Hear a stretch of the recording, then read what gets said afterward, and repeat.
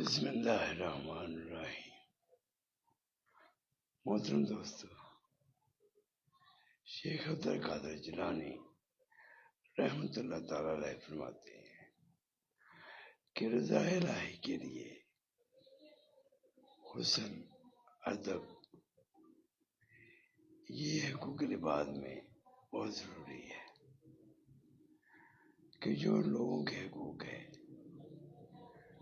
وہ حسن، اس کا ادب ہی ہے کہ ادب سے لوگوں سے پیش آئیں، دین کے مطابق تمام دوستوں کو جو دین کی تبلیغ کریں خود بھی اس حسنہ پہ عمل کریں اور دوسروں کو بھی اس کی تلقین کریں۔ اللہ سب کو توفیق عطا فرمائے۔